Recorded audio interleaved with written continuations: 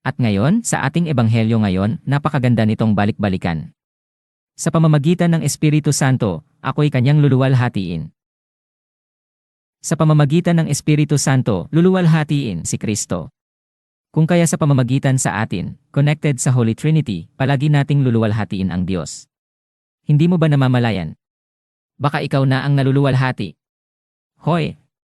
Bakit hindi inilagay ang aking pangalan, donated by? Kailangan donated by. Ang electric fan lagyan ng donated by. Lahat dapat lagyan ng donated by. Tandaan nyo ito. Ang luwalhati ay nasasayo na. Magsisi ka na ngayon. Hoy! Bakit hindi binasa ng lay minister? Bakit hindi binasa ni Father Brandit ang aking pangalan? May parokyano akong ganyan. Ayon. Binasa ko ang kanyang pangalan kasama sa mga kaluluwa ng purgatorio. Nagalit. Kaya kayo, huwag nyo nang ilagay ang inyong pangalan bilang nagpapamisa. Baka mapagkamalan na kasama ka sa pinamimisahan. Hoy! Bakit kayo nagtatawanan? Kasi ganyan kami, Father. Gusto kasi natin maluluwalhati ang ating pangalan. Sino ang dapat nating luluwalhatiin? Hindi ang ating mga sarili. Kaya nga sa tuwing pagtatapos ng ating dasal, luwalhati sa Ama, sa Anak, sa Espiritu Santo. Kung meron tayong nagawang maganda para sa parokya, huwag yan ipagyabang. Kung meron tayong nagawang maganda para sa lungsod, huwag iyang ipagyabang. Sabihin mo, luwalhati sa Diyos, Ama, Anak at Espiritu Santo. At sa pamamagitan ng pagluwalhati sa Diyos, ang sanlibutan ay magkakaroon ng tunay na kapayapaan. Bakit wala kang kapayapaan ngayon?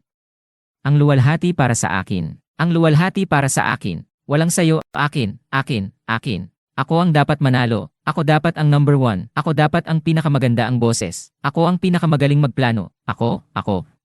Mag-ingat kayo sa ganyan dahil ang Espiritu Tunto na ang meron tayo. Hindi na ang Espiritu Santo. Ang Espiritu Santo, ako'y kanyang luluwalhatiin. Hindi na nga niya niluluwalhati ang kanyang sarili. Itong aking mga anak walang utang na loob. Kinalimutan na ako. Nag-iisip ka sa iyong sarili.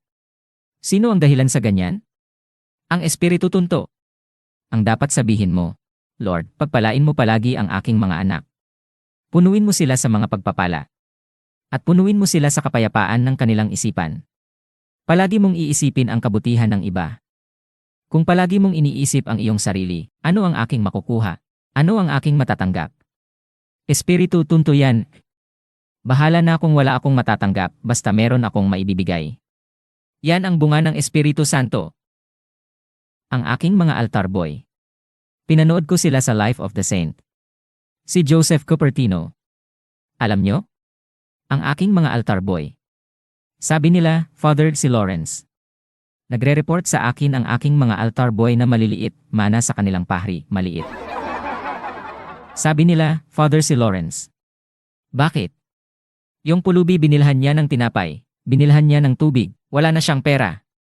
Bakit meron kang pera, Lawrence? Allowance ko yan, Father. Saan siya na-inspire? Sa buhay ni Joseph Cupertino. Nahanda niyang isakripisyo ang kanyang maliit na allowance para sa mas labis na nangangailangan kaysa sa kanya. Anong nagyayari sa ating paligid ngayon? Kahit hindi kanyang lupain kakamkamin. Gagalaw ang mga muhon tuwing alas 12 hanggang alas 3 sa madaling araw. Ano ba itong mga muhon? Biglang nagkaroon ng mga paa. Bakit?